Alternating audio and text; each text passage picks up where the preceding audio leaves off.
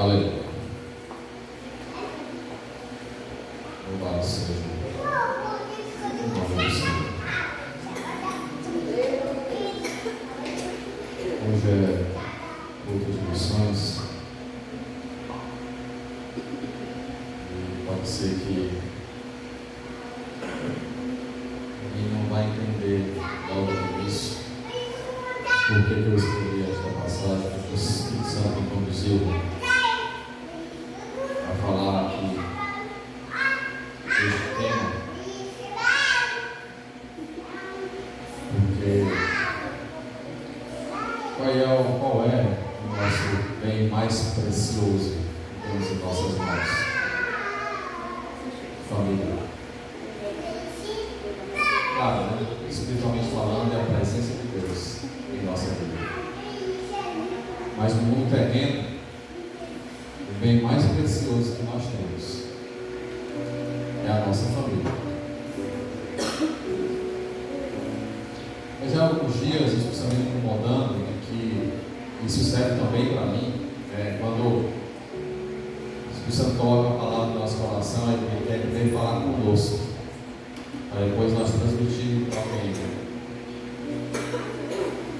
E de que isso se confirmou, até ontem, no evangelismo.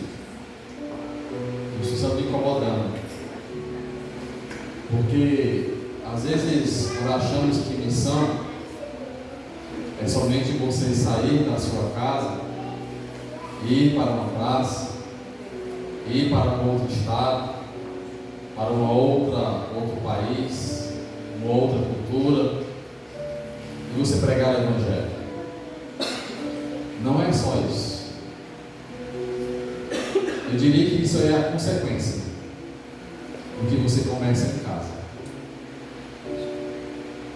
Na passagem que li, Deus fala o que para Noé?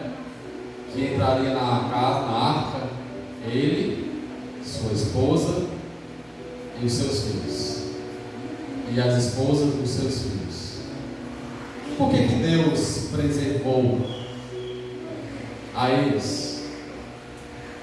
Deus sempre cuidou para que houvesse segmento na vida, na sua criação. Ele olhou para a terra e viu somente um homem justo e fiel, Noé. E através de Noé, ele preservou toda a sua família.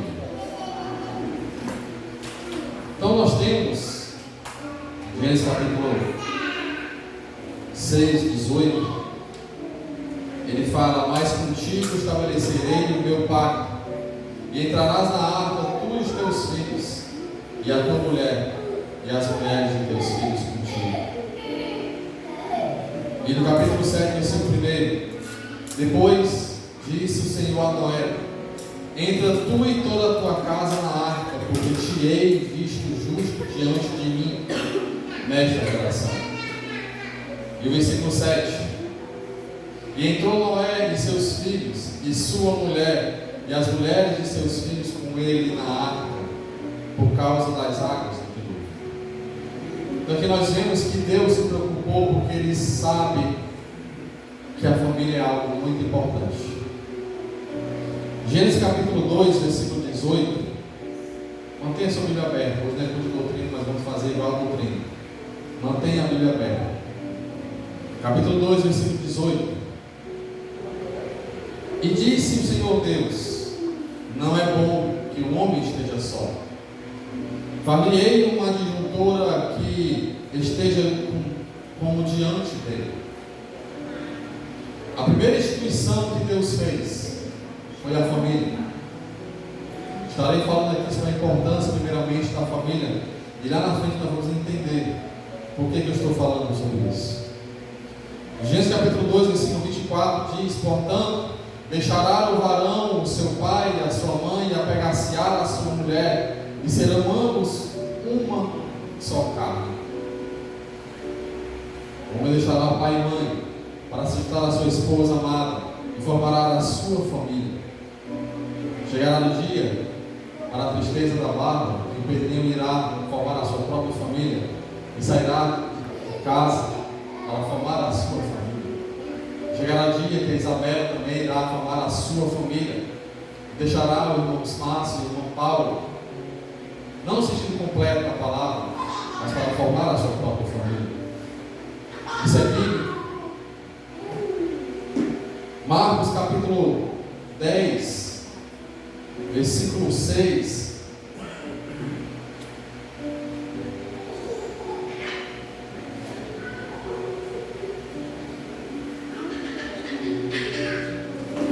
Porém, desde o princípio da criação, Deus nos fez macho e fêmea. Por isso, deixará o homem a seu pai e a sua mãe, e iniciará a sua mulher, e serão os dois uma só carne. E assim já não serão dois, mas uma só carne. Portanto, Deus ajuntou, não o separe o homem. E em casa tornaram os discípulos a interrogá-lo acerca disso mesmo. E ele lhes disse: qualquer que deixar a sua mulher e casar com outra, adultera contra ela. E se a mulher deixar a seu marido e casar com outro, adultera. Deus se importando com a questão da união. Marcos capítulo 10, versículo 6 ao 9. Salmo 127.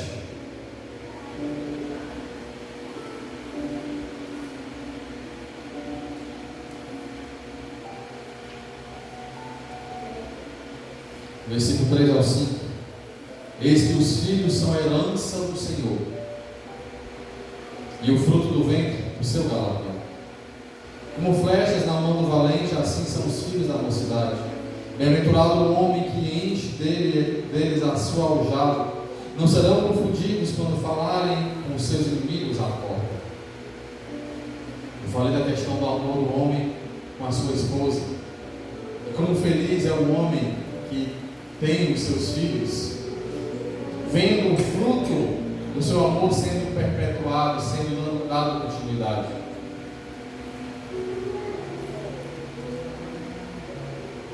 Isso mostra a importância de que Deus colocou na família. É o bem mais precioso que nós temos. É um presente que nós não escolhemos, mas foi Deus que nos deu para cuidarmos, para protegermos e para fazermos muito mais. Mas nessa instituição chamada família, e que o inimigo hoje quer muito destruir, cada um tem o seu papel. Não é verdade? Primeiro para os homens, nós, o Cardoso, eu, irmão Célio, irmão Márcio, irmão Gilmar, todos nós temos um papel. Efésios capítulo 5, versículo 23. Passagem bem conhecida.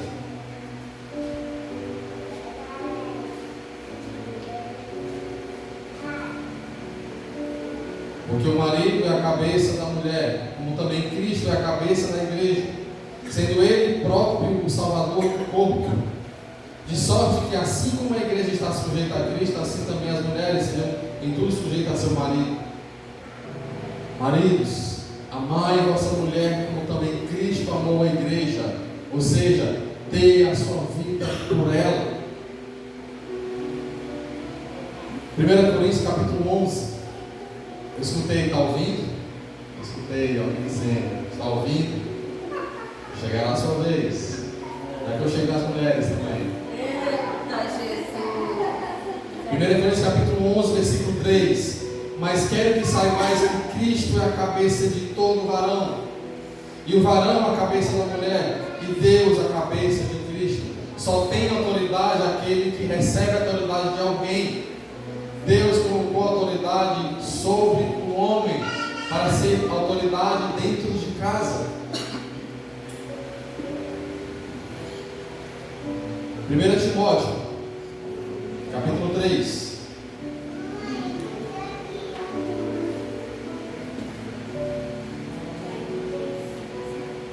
Versículo 4.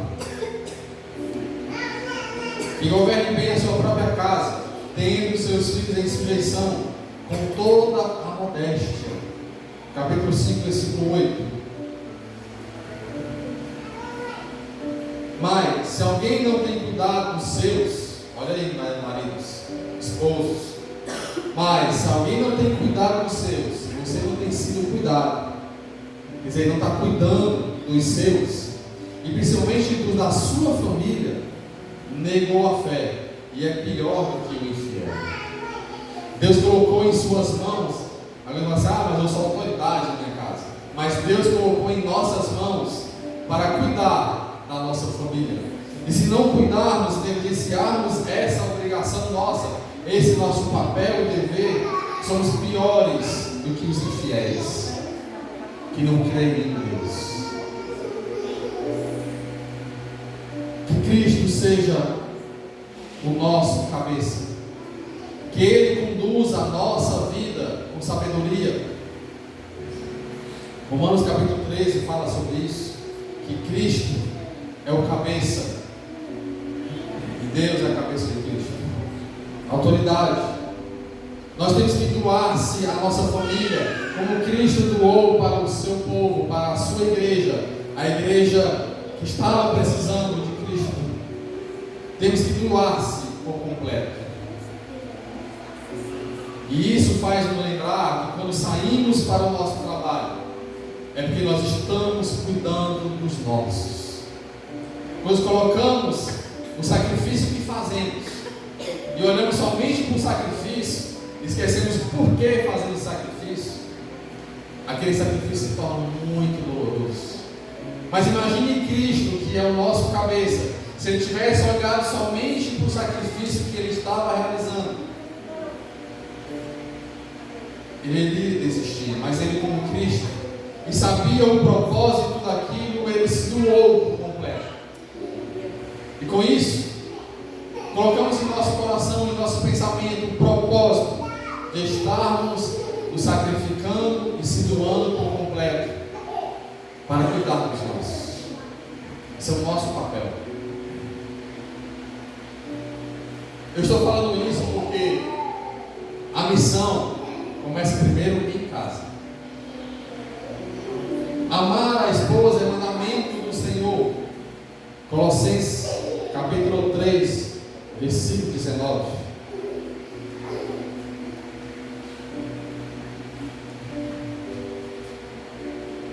Vós, maridos, amai a vossa mulher e não vos irriteis contra ela. Às vezes cometemos a falha. Um exemplo. Na verdade, às vezes nós cuidamos tão bem, tratamos tão bem as pessoas de fora, né? Com misericórdia, com compaixão, com perdão, mas chegamos em casa sempre com um saco cheio de pedra para lançar na primeira oportunidade que temos. Nós, como maridos, como homens e servos do Senhor, e que Cristo é o nosso cabeça, e Cristo, Ele representa para nós o sumo sacerdote. E qual era o papel do sacerdote para o povo naquela época, antigamente? Ensinar a palavra, ensinar a lei, ensinar naqueles momentos que ele precisava ser ensinado.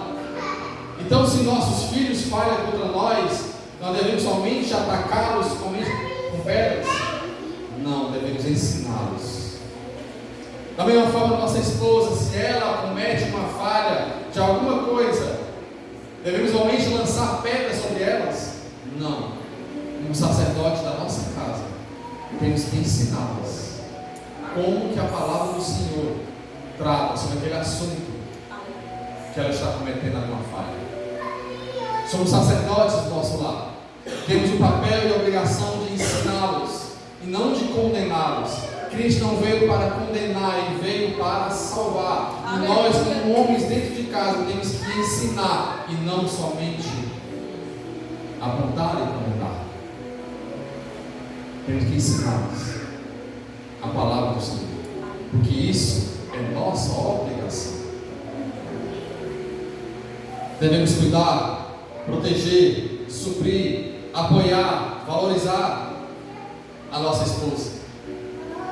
Afinal, ela é a nossa coroa que Deus colocou em nossa cabeça. Muitos homens aqui, às vezes querem, né, que a mulher não se vista bem, né? Porque pode se despertar o interesse de outro homem. Agora, o que o rei faz com a coroa? O que representa a coroa na cabeça do rei? É algo que chama realmente a atenção e que identifica que ele é rei. Além da capa, né?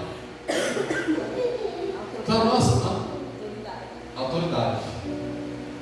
Então, ela é o nosso braço direito que está aqui ao nosso lado, que devemos buscar que ela seja mais bela possível, o mais cheirosa possível, né, irmão Sérgio? Olha uma mulher cheirosa do nosso lado, ainda mais sendo nossa, principalmente, unicamente sendo nossa, que Deus colocou ao nosso lado, pois que venhamos tratar, polir a nossa coroa, enchê-la de pedras preciosas, no sentido literal da palavra. Agir como sacerdote, reconhecê-las como mais frágil. Quando não reconhecemos que ela é um sexo frágil, é claro, às vezes eu lembro assim, o sexo frágil, mas o que elas suportam, nós homens não suportamos. Sexo frágil no sentido bíblico da palavra falando, não no sentido físico, porque tem muita mulher que é muito mais forte que muitos homens. Eu lembro de um vídeo que um homem com febre, com 37 graus de febre, nem febre, é febril, nem vai trabalhar, fica em casa deitado, cheio de manho, e a mulher acorda com 40 graus de febre, cuida dos meninos, cuida do café da manhã, cuida do almoço, e aí no final do dia ela lembra de tomar um remédio para cuidar de si mesmo. Temos que reconhecer que elas são um sexo frágil. 1 Pedro capítulo 3 versículo 7. Igualmente vós, maridos, coabitai com ela com entendimento, dando honra à mulher como vaso mais fraco, como sendo vós os seus coerdeiros da graça da vida, para que não sejam impedidas as vossas orações. Olha que tremendo. Quando não reconhecemos que a nossa esposa é um sexo frágil, muitas vezes as nossas orações são impedidas, porque nós colocamos algo tão pesado sobre o seu fardo, um fardo tão pesado sobre as suas costas, que ela não suporta.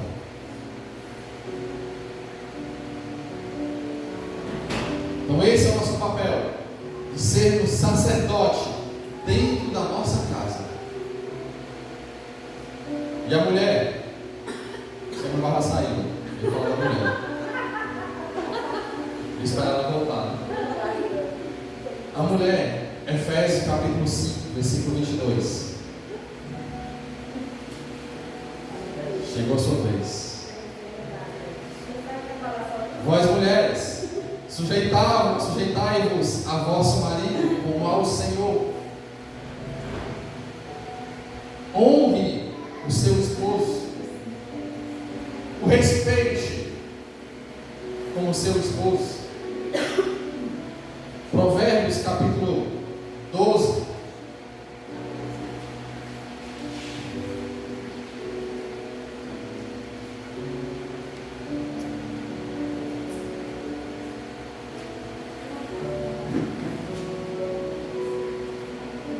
Provérbios capítulo 12, versículo 4.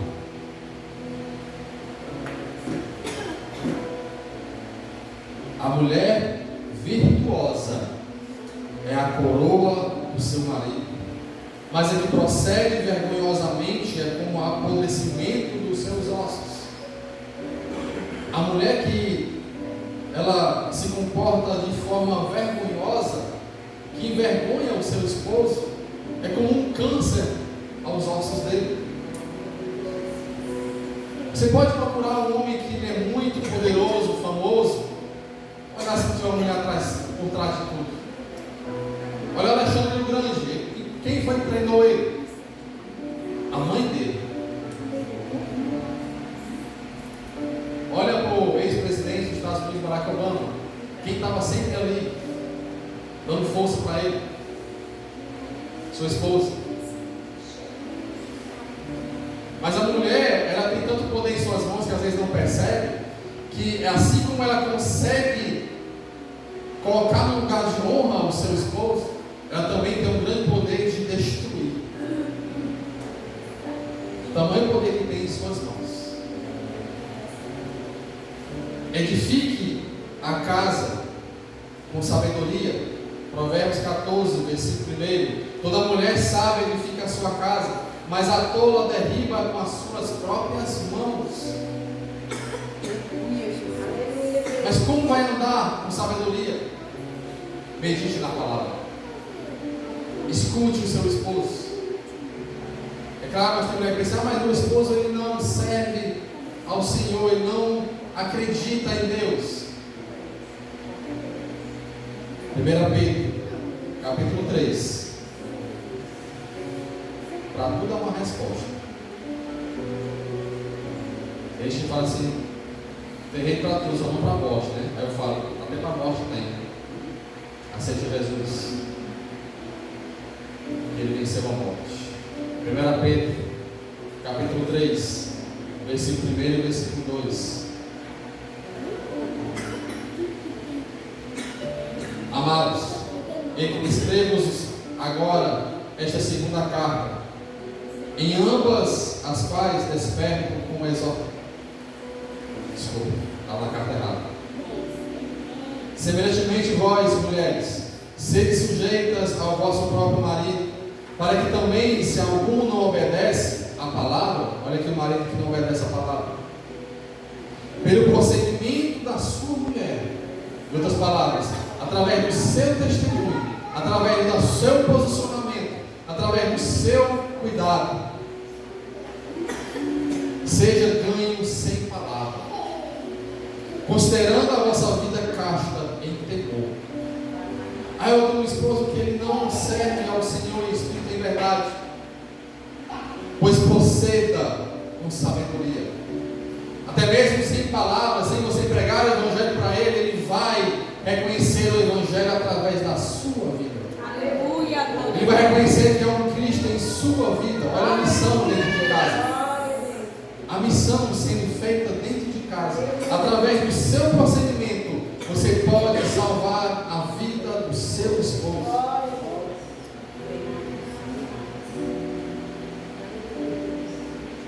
Então, seja virtuosa. Proceda com sabedoria. Assim como você consegue honrar, você também consegue destruir. Agora para os bambinos. Filhos, escutem bem, nós também somos filhos. Todos nós aqui somos filhos. Colossenses capítulo 3, versículo 20.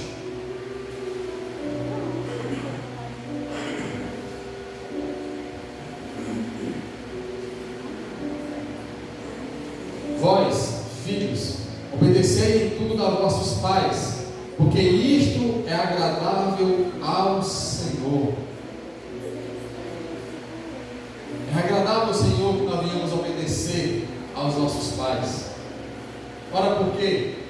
Se aos nossos pais que nós convivemos, estamos ali do lado, às vezes dormimos juntos, comemos no mesmo mesa, usufruímos do mesmo espaço, e não obedecemos aquele que nós vemos, você vai conseguir obedecer a Deus que você não vê? Não vai. Por isso que Deus se preocupa que venhamos obedecer aos nossos pais, para que isso venha nos ensinar a também obedecer a Deus, que é o nosso Pai Todo-Poderoso. Provérbios 19.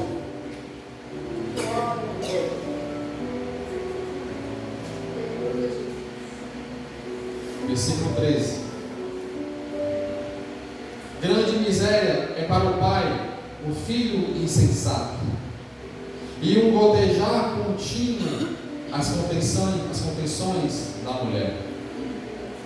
Como é ruim ser pai de um filho que não está abrindo aí para os pais, que o sonho dele é sair logo de casa e abandonar os pais. Deus não se agrada desses comportamentos. Honrar os pais honre aos seus pais. Efésios capítulo 6. Quando você honra os seus pais, existe uma promessa. Isso é um mandamento.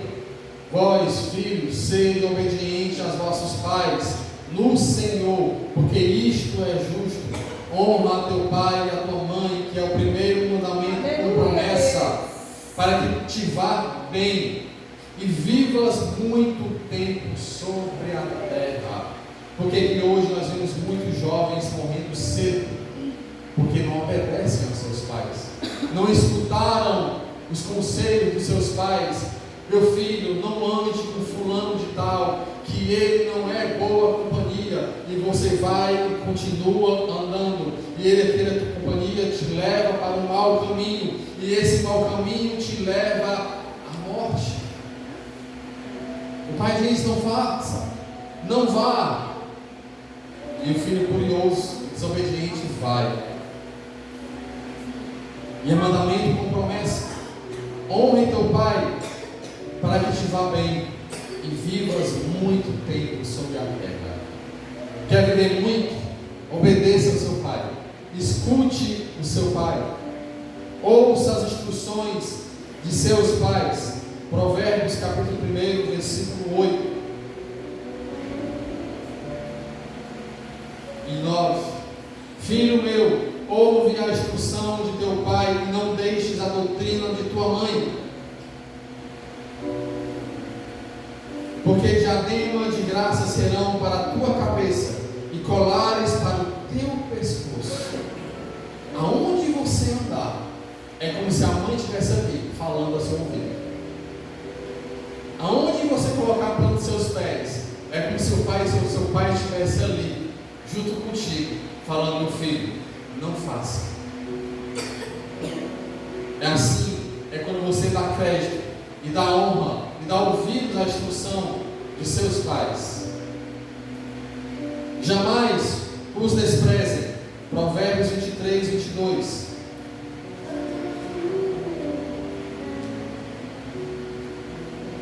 Ouve a teu pai que te gerou, e não despreze a tua mãe quando vier a envelhecer.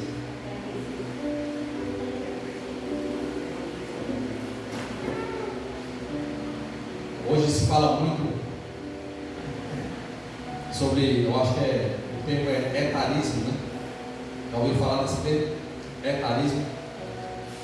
Aconteceu recentemente uma senhora de 50 anos, cursando a faculdade de Direito, de Letras, 40, 50, algo parecido. E ela foi discriminada pelas outras colegas de faculdade por causa da sua idade. A desprezaram, a falaram que ela, enfim. E aí eu até comentei, eu queria saber da receita de não envelhecer.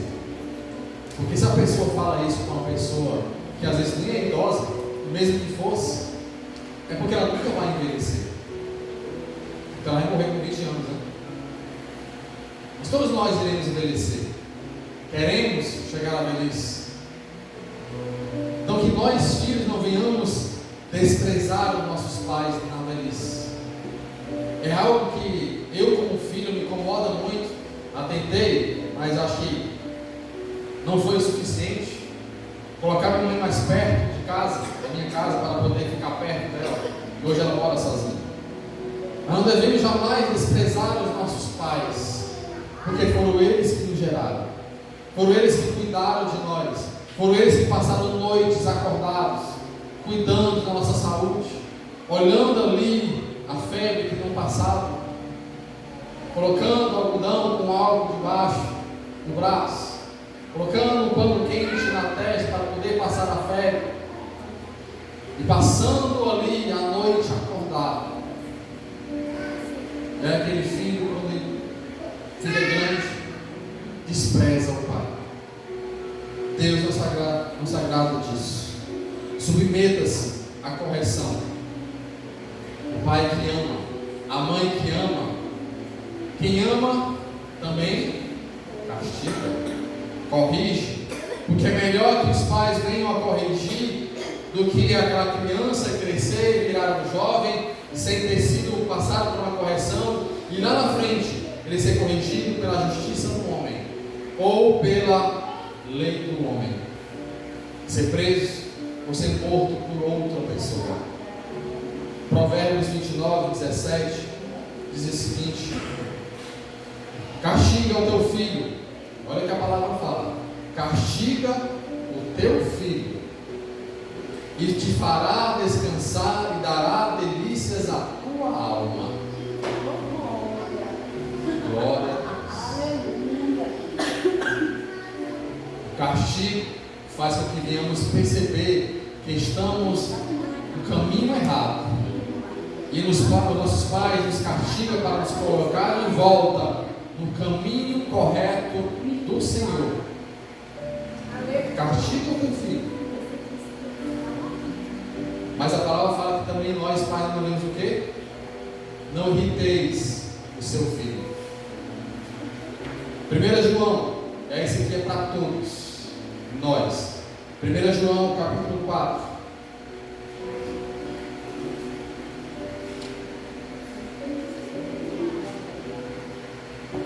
Qual é a essência do Evangelho? Qual é a mensagem central do Evangelho? 1 João capítulo 4, versículo 7 e 8. Amados, amemo-nos uns aos outros, porque o amor é de Deus, e qualquer que ama é nascido de Deus e conhece a Deus. Aquele que não ama não conhece a Deus, porque Deus é amor. Essa é a mensagem central do Evangelho. Essa é a mensagem que deve ser a mensagem central de todo evangelismo, seja ele pregado dentro de casa, através do testemunho, ou seja na rua, no trabalho, na escola. Nossa missão familiar é aquilo que eu queria chegar, porque eu falei da importância da família, falei do papel de cada um na família, de nossa missão familiar. Abraão, ele foi escolhido por Deus. Para quê? Gênesis capítulo 18.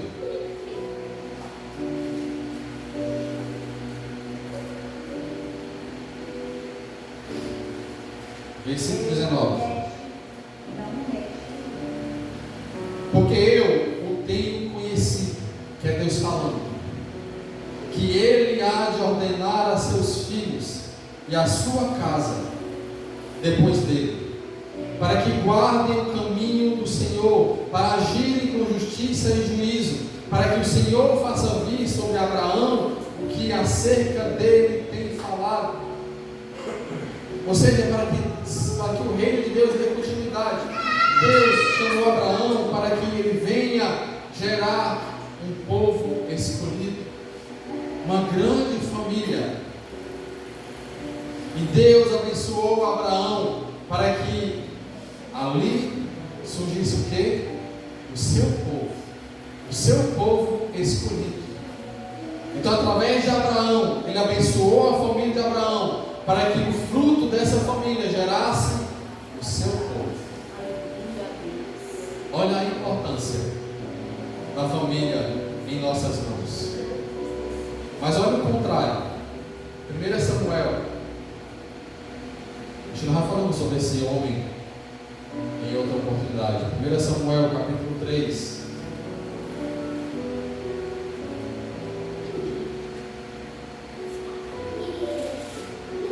Versículo 13 e 14.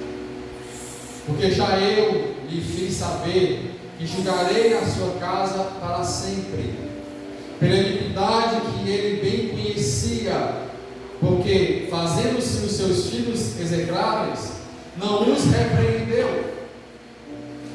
Portanto, jurei à casa de Eli, que nunca jamais será expiada a iniquidade da casa de Eli, com sacrifício, nem com oferta de manjares. Eli, sacerdote, olha o papel do sacerdote, foi julgado, porque ele não cumpriu o seu papel de sacerdote dentro de casa. Ele não repreendeu a falha dos filhos, e Deus o julgou conta disso.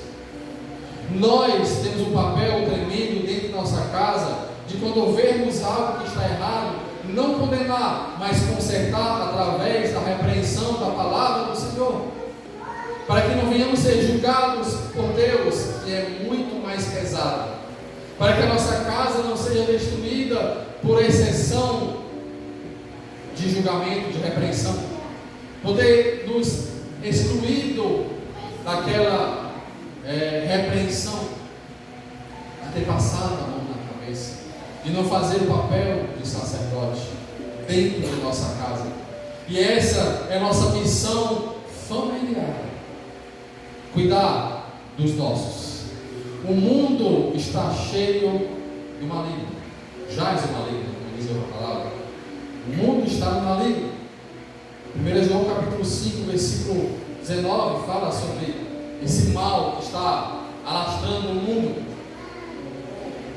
Então, o que nós temos que fazer como servo do Senhor? Temos que preparar os nossos. Temos que preparar a nossa esposa, para quando ela for para o mundo lá fora, ela estar preparada para combater este mal que está no mundo. Temos que cuidar e preparar os nossos filhos para que eles estejam preparados para cumprir a missão lá fora. Temos que fazer a nossa missão primeiramente dentro de casa, porque nada adianta nós fazermos o evangelismo lá fora se falhamos com a nossa missão dentro de casa. Que viemos primeiro cumprir a nossa missão dentro de casa, cuidando dos nossos. Temos que prepará-los para enfrentar esse mundo que não perdoa, que não pega leve, que não quer saber se você é ou não é. Ele somente quer te destruir. Temos que nos preparar e preparar os nossos para estar preparado para o mundo lá fora. Um exemplo, temos que ser exemplo para os nossos filhos, porque o primeiro contato que eles têm com a palavra é conosco. O primeiro contato que eles têm com a palavra é através do nosso testemunho. A criança, muitas vezes eu falo que é como um cimento fresco. Assim que aquele pedreiro faz aquele cimento naquela calçada bem fresquinho, se alguém pisar, o que acontece? Fica marca. A criança, tudo que ela está vendo ali como criança, quando criança, ela está absorvendo, ela está colocando no seu inconsciente, e ela vê o que os pais fazem, ela vê como é que o pai se comporta na igreja e como o pai se comporta em casa, e às vezes ela percebe a discordância, a discrepância, de que o pai ou a mãe é um anjo na igreja, mas em casa é totalmente diferente. Às vezes queremos exigir, colocar a força em nosso filho, que ele venha a servir ao Senhor. Mas não adianta, porque quando ele engrossar o cangote, ele vai querer seguir seu caminho. E se ele perceber que é uma obrigação ir para a igreja, quando ele tiver o entendimento, tiver capacidade de viver sozinho, ele vai seguir outro rumo. Temos que colocar na cabeça deles que é um prazer, que é uma graça, e é um prazer enorme estarmos na presença do Senhor, que sentimos gozo regozijante estarmos na presença do Senhor, para que ele sinta o mesmo prazer através do nosso testemunho, através do nosso exemplo. Muitas vezes falamos sobre culto doméstico, mas há algumas pessoas que falham de achar que o culto doméstico é aquele momento que você para tudo, senta todo mundo na sala e vamos cantar os 3 hinos, ler a palavra, fazer a mesma liturgia do culto. Mas também quando você pega o seu filho deitado na cama, e você lê a palavra com ele, conta uma história da Bíblia, você está fazendo um culto doméstico. Porque você está discipulando o seu filho, você está doutrinando o seu filho. Quando você senta com a sua esposa e conversa sobre a palavra de Deus, alguma pregação que você assistiu, que você aprendeu algo e você compartilha com ela, você está fazendo um culto doméstico. Aleluia, Deus. Não deixe de fazer. Não deixe. Atos capítulo 10, versículo 2. Há um exemplo tremendo de um homem que não era judeu. Capítulo 10, versículo 1 e versículo 2. E havia em Cesareia um varão por nome Cornélio, centurião da corte chamada Italiana, piedoso e temente a Deus, com toda a sua casa, o qual fazia muitas esmolas ao povo e de contínuo orava a Deus. Esse homem era o quê? Centurião da corte chamada Italiana. Cada corte é como se fosse uma parte do exército. Esse homem era um centurião, era um homem importante, mas o detalhe do versículo 2: piedoso e temente a Deus. Mas olha o versículo 24. E no dia imediato chegaram a Cesareia, e Cornélio os estava esperando, tendo já convidado os seus parentes e amigos mais íntimos. Olha a missão de Cornélio. O que ele se preocupou? Ele explicou depois para Pedro por que ele chamou Pedro para ir até Cesareia. Porque ele tinha orado a Deus e Deus tinha mostrado para chamar um homem chamado Simão, que viesse até Cesareia para falar algo para ele. E ele foi egoísta e chamou Pedro e ficou sozinho esperando Pedro? Não. Quando você convida a Cristo para entrar na sua casa, quando você ora ao pé da sua cama para que Cristo tome conta da sua casa, você também quer que os seus entes queridos e amigos mais íntimos estejam na sua casa? Pois Cornélio quis. E quando Pedro chegou para trazer a mensagem de Deus, Cornélio estava esperando a Pedro, mas ele levou a sua família e os seus amigos mais íntimos para escutar a palavra que Deus tinha para falar através de Pedro. A missão que nós temos é de trazer o Evangelho para a nossa casa, para a nossa família, mesmo para aqueles que não querem nada com Cristo, mas através do nosso testemunho, levamos a palavra do Senhor.